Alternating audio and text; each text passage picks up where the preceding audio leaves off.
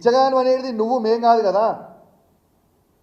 పూటకో party పూటకో మాట ఉండేటోనివి నువ్వు కదా.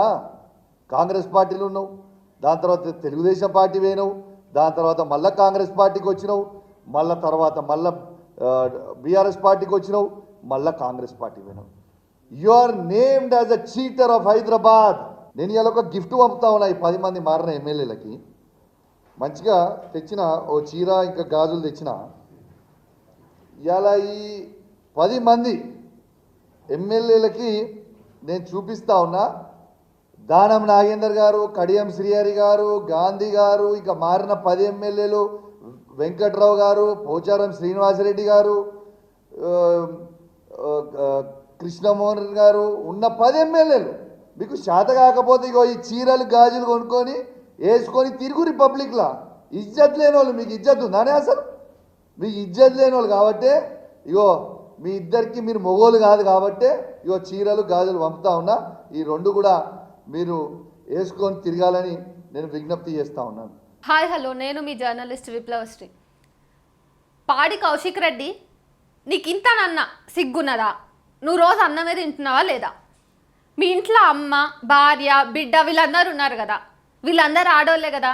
ఏదో సందర్భంలో వీళ్ళు చీర కట్టుకొని గాజులు వేసుకొని నీకు వండి పెట్టిన బాపత ఉంటుంది కదా. ఏదో సందర్భంలో నీ కుటుంబం కింద మీద పడితే మీ అమ్మనో నీ భార్యనో నిన్ను లేపినది ఉంటుంది కదా. కష్టాల నుంచి గట్టెక్కించిన సందర్భాలు ఉంటాయి కదా. ఈరోజు నీకు పదవి ఉందని చెప్పి, నువ్వు ఒక ఎమ్మెల్యేగా ఉన్నావు అని చెప్పి గౌరవప్రదమైన సీట్ల కూర్చుని ప్రెస్ కాన్ఫరెన్స్ పెట్టి, ప్రెస్ మీట్ పెట్టి నువ్వు లైవ్లో ప్రజలకు ఏం చెప్తున్నావయ్యా?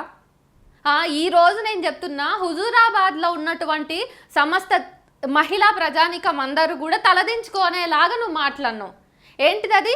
చీర గాజులు తీసుకొని శాతగానోళ్ళు కదా మీరు మొగోళ్ళు కాదు కదా, ఇవి కట్టుకోండి అని వాళ్ళకి పంచనికే కొనిపెట్టినవా?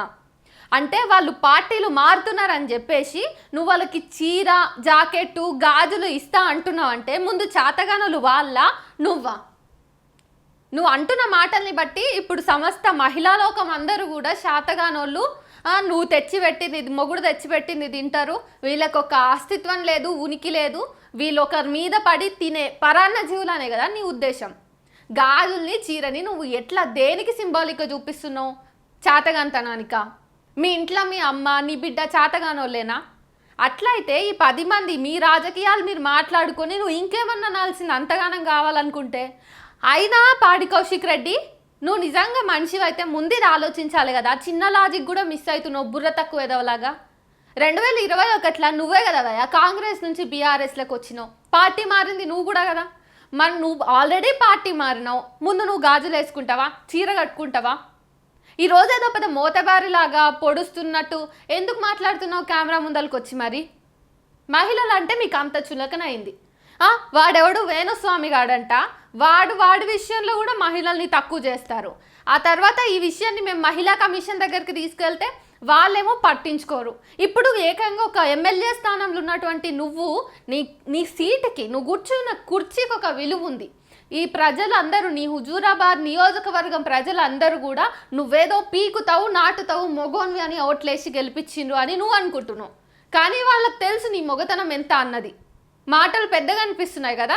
నువ్వు మాట్లాడే ముందు మరి ఆలోచించాలి కదా. హుజూరాబాద్లో ఉన్న ప్రతి మహిళ, నీకు ఓటేసిన ప్రతి మహిళ కూడా నువ్వు వాళ్ళని చేతగానోళ్ళని అడ్రస్ చేస్తున్నావా? ఈరోజు వాళ్ళందరినీ నువ్వు చేతగానోళ్ళని ఎట్లా అంటావురా భయ్?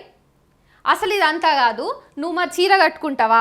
ఆ రోజు నువ్వు ఎట్లా గెలిచినావు? ఇప్పుడు నువ్వు గెలుపు ఉంది, పదవి ఉంది, కుర్చీ ఉంది అని చెప్పేసి నువ్వు ఎంత గర్వంగా మాట్లాడుతున్నావు. అధికార దాహంతో, అధికార గర్వంతో మాట్లాడుతున్నావు.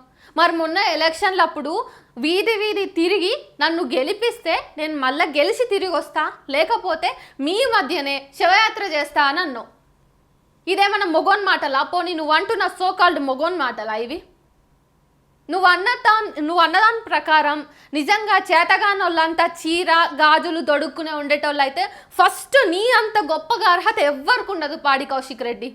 నువ్వు చీర కట్టుకొని వస్తావా? మరి ఆ రోజు నుంచి నువ్వు ప్రజలు గెలిపించిన తర్వాత, హుజూరాబాద్లో నిన్ను ఎమ్మెల్యే చేసిన తర్వాత నుంచి ఆ రిజల్టెడ్ రోజు నువ్వు చీర, గాజులు తొడుక్కోవాల్సింది. మరి తొడుక్కొని మా ముంగటికి రావాల్సింది. మరి కనీసం ఇప్పుడు ఇట్లా నువ్వు ప్రెస్ మీట్లు పెట్టి వాగితే సరేలే వీడు ఆల్రెడీ ఇట్లా చేస్తుండు అని చెప్పి నేను 2 తన్నైనా మేము బుద్ధి చెప్పించే వాళ్ళం. అరే బాయ్ అది కాదు, నువ్వు చిన్నగా ఉన్నప్పటి నుంచి నీ ముడ్డి కడగడం కాడ నుంచి నువ్వు ఎదిగినాక నీకు ఒక పిల్లనిచ్చి పెళ్లి చేసి ఆ తర్వాత నువ్వు అన్నది కూడా ఒక ఆడదాన్నే బాయ్ అని బుద్ధి చెప్పేవాళ్ళం. ఆడోళ్ళు అంటే గాజులు ఇంకా ఈ చీరలే కాదు, దీనికి మించి బియాండ్ ఇంకా చాలా చరిత్ర ఉంది మహిళలకు ఈ దేశంలో, మరీ ముఖ్యంగా తెలంగాణలో. నిన్నైతే మనందరం కలిసి మన తెలంగాణకి సంబంధించిన సాయుధ రైతాంగ పోరాటంలో ముందుండి నడిపించినటువంటి చాకలి ఐలమ్మ గురించి వర్ధంతి చేసుకున్నాం, 39వ వర్ధంతి. నిన్నైతే వర్ధంతి చేసుకొని నువ్వు ఈరోజు అట్లా ఎట్లా అంటావు? చీరల్ని గాజుల్ని సింబాలిక్గా ఎట్లా చూపిస్తావు? చీర కొంగుతోటి చాకలి ఐలమ్మ ఒక పోరాటాన్ని నడిపింది, లక్షల ఎకరాల భూమిని ప్రజలకు పంచింది. మీకు అంత స్ఫూర్తి ఉంటే, నువ్వు నిజంగా అంత మగోన్వే అయితే, నీ దగ్గర అంత పరాక్రమమే ఉంటే, ఏమన్నుంటే నీ హుజూరాబాద్ నియోజకవర్గంలో మంచి చేసుట్లే చూపించుకో. కానీ ఆడవాళ్ళని ఎందుకు మధ్యలోకి తెస్తున్నావు? కొంచెమన్నా బుద్ధి ఉందా పాడి కౌశిక్ రెడ్డి? అన్నమే తింటున్నావా? నాకైతే డౌట్ వస్తుంది. గాజులు చీర, అసలు సమాజంలో ఆడదానికి ఇప్పటికే గౌరవం లేకుండా పోతుంది. ఫ్రీ బస్సులు ఇచ్చినప్పుడు అందులో ఒక రెస్పెక్ట్ లేదు. బయట చూస్తే విపరీతమైన నేరాలు జరుగుతున్నాయి. ఎక్కడ చూసినా కూడా ఇంకా మేము మా సాధికారత కోసం రోడ్ల మీదకి వచ్చి కొట్లాడుతున్న నేపథ్యంలో నువ్వు ఇంకా మమ్మల్ని తొక్కి పెట్టే మాటలు ఒక అధికారంగా, అంటే నీ చేతిలో ఒక పదవి ఉండి కూడా అట్లా మాట్లాడుతున్నావు అంటే నిన్నేమనాలి? చీర గాజులు ఇవి 2 ఇప్పుడు నీకు చాతగానోళ్ళకి సింబల్. నువ్వు కట్టుకుంటావా? చెప్పు తీసుకొని కొడతారు తెలంగాణ ప్రజలు. నువ్వు చీర గాజులు కట్టుకుంటే నీకు అర్హత కూడా లేదు. ఎందుకంటే చరిత్రను తిరగరాసిన సందర్భాలలో చీర గాజులు పోషించిన ఘనత ఉంటుంది. వాటిని ఈరోజు నువ్వు ఇంత తుప్పు పట్టిస్తున్నావు, తొక్కి పెడుతున్నావు మహిళల్ని, వాళ్ళ అస్తిత్వాన్ని. మీరు మైకుల ముంగట్టుకొచ్చి మాట్లాడితే సరిపోదు, 1కి 10 సార్లు మీ స్క్రిప్ట్ రైటర్లు ఉంటే వాళ్ళని, లేకపోతే నిజంగా మీకు అవన్నీ ఆలోచించే శక్తే ఉంటే మీరైనా కొంచెం దిమాక్లా గడ్డి పెట్టుకోకుండా ఆలోచించి మాట్లాడండి. ప్రతి మాటకి ఎంత ఈజీ అయిపోయిందంటే రాజకీయ నాయకుడు మైకు పట్టుకుంటే అమ్మని అక్కని చెల్లిని పెండ్లాన్ని తిట్టకుండా ఉండరు. ఆడవాళ్ళకి చుట్టూ తిప్పుతా బూతులు. మీరు ఎంత నార్మలైజ్ చేసిండ్రంటే ఈరోజు ఈ విషయాన్ని నేను మహిళా కమిషన్ దగ్గరికి తీసుకుపోయి ఇట్లా కంప్లైంట్ ఇద్దామంటే వాళ్ళు కూడా రాజకీయంలో అవన్నీ కామన్ అనే పరిస్థితికి దిగజార్చిండ్రు మీరు మా మహిళల అస్తిత్వాన్ని. ఈరోజు మేము మహిళా కమిషన్ అప్రోచ్ అవ్వడానికి లేదు, ఎందుకంటే మీరు ప్రతిసారి ఎక్కడో చోట మహిళల్ని చిన్న చూపు చూసేలాగా చీర గాజులు ఎందుకు ఏడుస్తున్నావు రవై? ఆడోన్వా నువ్వేమన్నా? మొగోన్వి కదా, ఏడక్కుకో అంటారు. ఎప్పుడు ఇంట్లోనే కూర్చుంటే ఇంట్లోనే ఉన్నావేంది బే, పో ఊరంతా తిరిగి రాపో, తిరగకుండా చెడిపోతావా, ఆడోన్వా నువ్వేమన్నా అంటారు. ప్రతి చిన్న చిన్న విషయాలలో ఈ సెక్సిజం చూపించి మీరు ఏం చేస్తున్నట్టు? పదవిలు ఉన్నప్పుడు కొంచెమన్నా ఉండాలి కదా. పార్టీ ఫిరాయించిన లిస్ట్ తీస్తే నువ్వు ఉంటావా ఉండవా? కాంగ్రెస్ నుంచి ఈరోజు బీఆర్ఎస్లోకి వచ్చి నువ్వు బీఆర్ఎస్లో కూర్చొని కాంగ్రెస్ పార్టీ ఎమ్మెల్యేలను విమర్శిస్తున్నావు. ముడ్డి కింద ఉన్న నలుపు కనిపిస్తలేదా పాడి కౌశిక్ రెడ్డి నీకు? మొన్న రీసెంట్గా ఈయనెవరు వేణుస్వామి జాతకం చూసేటోడు ఒక జంటకి సంబంధించి అశ్లీలంగానో అసభ్యకరంగా మాట్లాడినప్పుడు మహిళా కమిషన్ దృష్టికి తీసుకుపోతే ఆ కేసు వాళ్ళు అసలు తీసుకోలేరు. ఈరోజు నేను కూడా ఈ విషయాన్ని మహిళా కమిషన్ దృష్టికి తీసుకోతే వాళ్ళు తీసుకోరు. ఏం పేరు ఆమె పేరు? నెల్లుట్ల సరితనో ఏమో ఉంది, ఆమె మహిళా కమిషన్ చైర్పర్సన్. ఆమె ఒక మహిళ మళ్ళా. కానీ ఆ మహిళలందరికీ కూడా కళ్ళు మూసుకుపోయినాయి, కళ్ళు కనిపించవు, చెవులు వినిపించవు. ఈ రాజకీయ నాయకుల మహిళలకు సంబంధించి దరిద్రమైన దుర్భాషలు ఆడితే కూడా వాళ్ళ కళ్ళు నెత్తికెక్కుతాయి, చెవులు వినవడం. ఇక మనం చూసుకుంటే మన తెలంగాణలో మహిళా ఇంకా శిశు సంక్షేమ శాఖ మంత్రివర్యులు ఎవరున్నారు? సీతక్క ఉంది. అయినా సీతక్క మీద నేను ఎక్స్పెక్టేషన్స్ పెట్టుకోవాలంటే కొంచెం డౌటే కొడుతుంది. ఎందుకంటే ఇప్పుడు ఆమెకు సంబంధించినటువంటి తన జాతి కోసం తను ఏమి చేయలేకపోతుంది. ఈరోజు మహిళల కోసం రా అమ్మ నువ్వు, మన మహిళా జాతి కోసం ఒకటి ఇట్లా అన్నాడు. ఒక ఎమ్మెల్యే గాడు బుడ్డి గడ్డి తిని వాడు ఆడోళ్ళని గాజులు చీర అనే మాటని వాడి సదరు ఎమ్మెల్యేలను అంటున్నాడమ్మ, చాతగానోళ్ళు అంటున్నాడు. కొంచెం ఆడదానికి ఎక్కడ శాత కదా చూపి నువ్వు అంటే అని అడుగుదామంటే ఎవ్వరు కూడా తీసుకోరు. అంత కామన్ చేసేసారు మీరు సెక్సిజంని. బూతు అంటే మహిళ, బూతు అంటే ఆడది, అంతే. ఈరోజు నువ్వు ఇన్ని మాటలు మాట్లాడుతున్నావు పెద్ద పీకుడు గాని లెక్క. ఆ రోజు నువ్వేం చేసినావా? రోడ్డు మీదకి వచ్చి నన్ను గెలిపించకపోతే నేను చచ్చిపోతా. చచ్చిపో మరి.